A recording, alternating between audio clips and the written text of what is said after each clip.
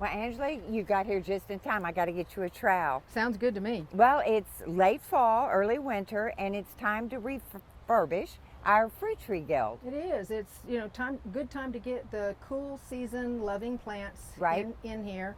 Do some work on the soil itself, which we've already started doing, or you've Right, already started right. doing. Right, I've already put down a generous helping of Arbor Gate Food Complete, and then we did top dress with about 1 inch of soil. So coming out of that drought, I have to say, with no sprinkler system, no irrigation here, I won't say they never got watered, but they very rarely got watered. And they pulled through brilliantly. Yeah, I mean, it's kind of amazing to see the lavender in such good shape, and the comfrey is hanging in there. Yeah, it is. Yeah, it is. So now I wanted to get in some more of our fall beauties that'll Right. give us that through the fall, give us some pollination through the fall, Right. some nitrogen fixing, and of course this is the exact perfect time to plant our It herbs. is the perfect time to plant, and we are paying attention to those 4 basic principles. We want to make sure that we have good biomass in general around Right. the trees. We want to have a good diversity of plants, and that diversity of plants is really there for several reasons. And one of them is that every plant has a different root exudate. Right. And those root exudates attract a different set of microbes. So the more diversity we have around our fruit trees, the more varieties of the soil microbes that we'll have. Sure. And so we'll have healthier soil overall. And every time we do this, the soil gets better and better. It does too. I mean, it's almost to the point we can dig it with our hands at Yeah, this point. it's wonderful. It is wonderful. So, would you like me to show you a few of the things I picked out? Show me your Well, choices. of course, I had to put calendula in. Yes. And a few years ago, it was actually herb of the year. And so it is a useful plant. The dry flower petals Right. are saffron substitute. Yep. They're very good in tinctures and salve. Tinctures and teas. Yeah. But what a bright, brilliant color through dreary, rainy winter days. Yep, that's and the favorite part. Very, very hardy. Yes, beautiful cut flower. And then, of course, I had to put in Georgia Savory, which is basically an evergreen forest. It gets this gorgeous little tubular lavender bloom, but the fragrance. Right. The The fragrance is remarkable. and good pollinator Yeah, attractor. I love it. This It's guy's so gonna. sweet. It is sweet. You're looking probably 24 to 30 inches in height and width, but And kind gosh. of non-stop blooming. I know. I mean, we talk about herbs all the time, and people think that we've got to use them in the kitchen. I don't cook, but I love to plant herbs Right. just for their usefulness. The fragrance, and the one beautiful thing about herbs is they're a touch me, feel me. You brush by them when you're in the garden, and you get those beautiful fragrances from them. So Yeah. they just lend a great deal to a garden, and especially in a garden of this style where you have that cottage garden feel back Right, here. right. It's organized disorganization. You That's say what I that, love. but you're a wonderful designer, Beverly. Well, and I love, love, love salad burnet. And again, one of the most underused herbs that you're going to find. Yeah.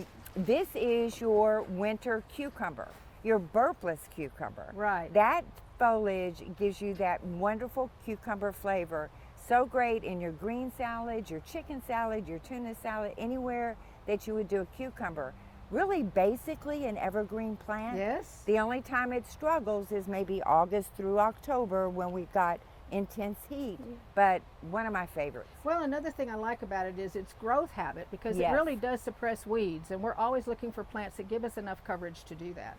Yeah, it's a beauty, and of course you can't, we've got to get the lobularia in there. Yes, again, fragrance, and it's just a soft, beautiful color. Right.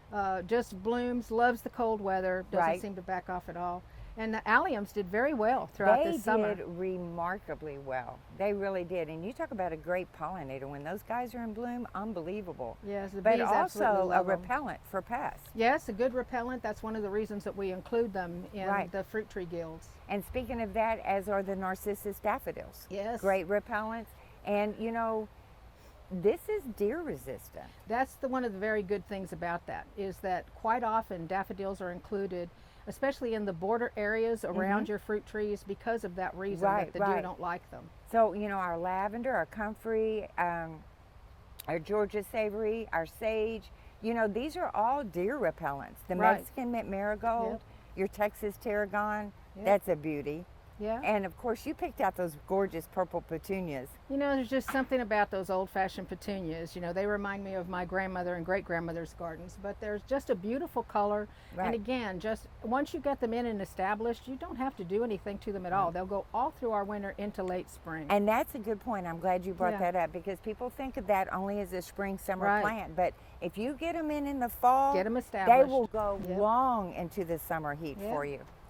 And then from the seed standpoint, you know, this time of year, we always want to include nitrogen fixers in Right. our gills. And so this time of year, we have Fava Bean, because they'll grow through, in fact, that's the time of year to grow them. Yes. It's through the fall and winter into early spring. And these also have a very attractive bloom as Right. well. You know, They're they beautiful. don't, yeah, we don't kind of think, it's a pretty plant in general. It is. And it gives us lots of good biomass in addition to the nitrogen fixing. Right, right.